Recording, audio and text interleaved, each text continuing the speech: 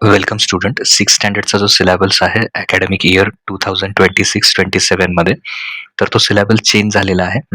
आणि आपला सब्जेक्ट आहे मॅथमॅटिक्स. तर त्या मॅथमॅटिक्स सब्जेक्टमध्ये थर्ड जो चॅप्टर आहे in the world of numbers, तर त्याच्यातला प्रॅक्टिस सेट 3.2 जो आहे, तर तो त्याचं कंप्लीट सोल्युशन आपण या व्हिडिओमध्ये 3.2चं सोल्युशन बघणार आहे. तर त्याच्यामध्ये क्वेश्चन नंबर 1 आहे, write the correct symbol greater than, less than. तर ग्रेटर दॅन, लेस दॅन सिम्बॉल वापरायचा आणि सॉल्व्ह करायचा. आता समजा इकडचा ए जर नंबर ग्रेटर असेल, मोठा असेल, तर ए इज ग्रेटर दॅन बी.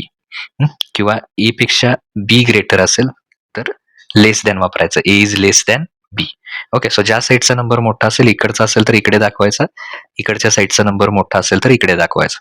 तर ह्या साईनचा यूज करून सॉल्व्ह करायचा. तर इथं पहिलं किती आहे, -10 आणि इथं -10 आहे आणि इथं 5 आहे. तर निगेटिव्ह आणि हा पॉझिटिव्ह आहे. ओके. हा नंबर काय आहे, 5 पॉझिटिव्ह आहे. तर निगेटिव्ह आणि पॉझिटिव्ह मध्ये कोण ग्रेटर येणार, पॉझिटिव्ह. सो काय म्हणू शकतो आपण, -10 इज लेस दॅन 5. आता इथं दोन्ही निगेटिव्ह आहेत, इथं पण निगेटिव्ह आहे, इथं पण निगेटिव्ह आहे. जर नंबर लाईन बघितलीत तुम्ही तर इथं मिडलला 0 असतो, इकडे नंबर वाढत जातात 1 2 3 आणि ह्या साईडला नंबर काय होतात, कमी होत जातात. -1 त्याच्यापेक्षा स्मॉलर, -2 त्याच्यापेक्षा स्मॉलर, -3. मग नक्कीच इथे पुढे किती मिळणार, -5. आणि असंच इकडे गेल्यावर त्याच्यापेक्षा पण लहान कोण मिळणार, स्मॉलर, -19. म्हणजे -19 स्मॉलर आहे, कुणापेक्षा स्मॉलर आहे, -5. ओके. म्हणजे ग्रेटर कोण, तर -5. त्याच्यानंतर -3 आणि 0 हा निगेटिव्ह नंबर आहे आणि 0, निगेटिव्ह आणि 0 मध्ये कोण ग्रेटर येणार, 0 इज ग्रेटर. और -3, -3 इज लेस दॅन 0. 8 आणि 12 दोघं पण पॉझिटिव्ह आहेत, तर पहिला इथे 8 मिळणार आणि 8च्या पुढे किती मिळणार, 12. म्हणजे 12 मोठा झाला.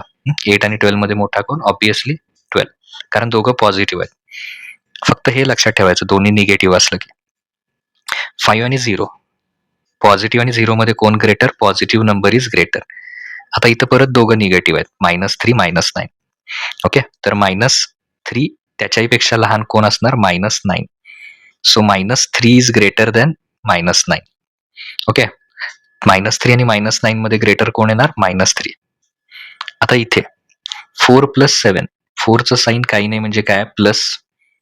7चं पण साईन काय येणार, प्लस. ओके. सो दोन्ही काय आले, प्लस. साईन सेम म्हणजे ऍडिशन. तर हे रूल लक्षात ठेवायचा, साईन सेम असेल तर ऍडिशन करायची आणि डिफरंट असेल, वेगवेगळं साईन असेल तर काय करायचं, सबट्रॅक्शन. आणि दोन्ही वेळाला पण ग्रेटर नंबरचं साईन द्यायचं. आता 4 + 7 दोघांचं साईन सेम आहे, म्हणजे किती येणार, 11. ओके. तर हे काय तुम्ही आन्सरला साईन काय तिथे लिहू नका. तर 11 आलं पहिला. दुसऱ्या एक्झाम्पलमध्ये दोन्ही पण निगेटिव्ह आहेत, -4, -5 दोन्ही पण मायनस आहेत. तर साईन सेम म्हणजे काय सांगितलं मी, ऍडिशन. 5 + 4 9, ग्रेटर नंबरचं साईन मायनस, त्यामुळे किती येणार, -9. हे त्याचा आन्सर येणार. आता इथं निगेटिव्ह आहे, इथे काय आहे, पॉझिटिव्ह. तर साईन डिफरंट म्हणजे सबट्रॅक्शन. तर 7 मधून 2 गेले, किती राहिले, 5. आणि ग्रेटर नंबरचं साईन काय, मायनस. इथं साईन डिफरंट असल्यामुळे काय केलं आपण, सबट्रॅक्शन. ओके. म्हणजे -5 आले ते. इथं सुद्धा 10चं साईन काही नाही म्हणजे पॉझिटिव्ह आहे, 2चं काय, निगेटिव्ह. साईन डिफरंट म्हणजे काय, सबट्रॅक्शन करायचं. तर 10 मधून 2 गेले, किती राहणार, 8. आणि ग्रेटर नंबरचं साईन पॉझिटिव्ह. पॉझिटिव्ह लिहायची काही गरज नाही, नुसतं 8 लिहा. ओके. 8 आन्सर येणार. इथे आता परत याचं पण निगेटिव्ह आहे, इथं पण निगेटिव्ह आहे.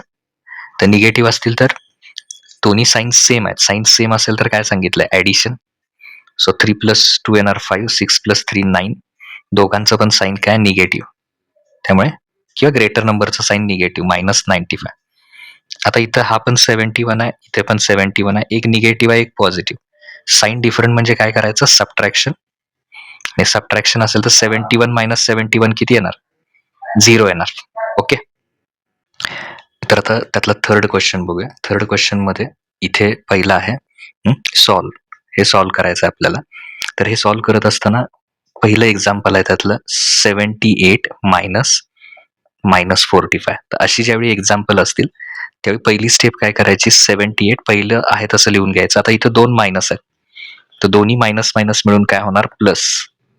तर किती आलं ते, 78 + 45. सो 8 + 5 येणार 13, कॅरी 1.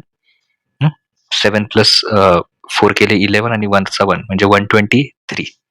ओके. त्याच्यानंतर सेकंड एक्झाम्पल आहे -19, मिडलला मायनस, परत -27.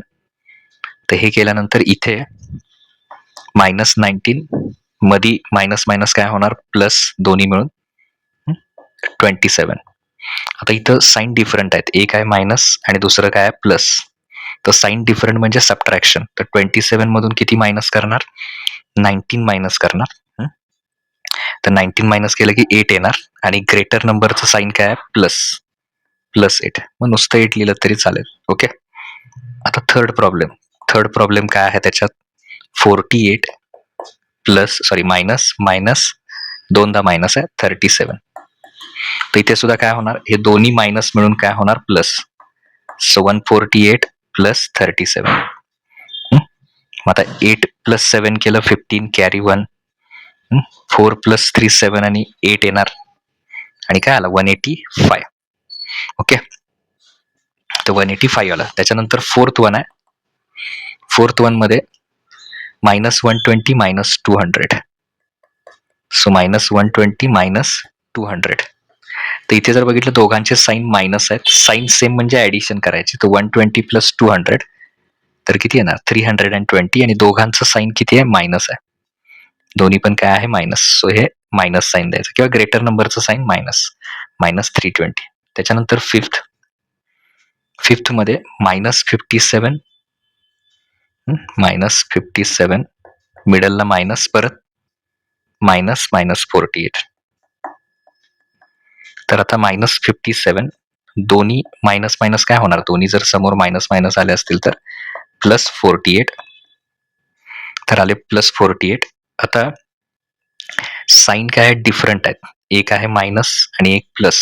तर सबट्रॅक्शन म्हणजे 57 मधून 48 मायनस केला तर ते मायनस केल्यावर किती येणार, तर ते येणार 9 आणि ग्रेटर नंबरचं साइन मायनस म्हणजे -9. कारण 57 ग्रेटर आहे, त्याचं मायनस साइन, त्यामुळे आन्सर -9 येणार.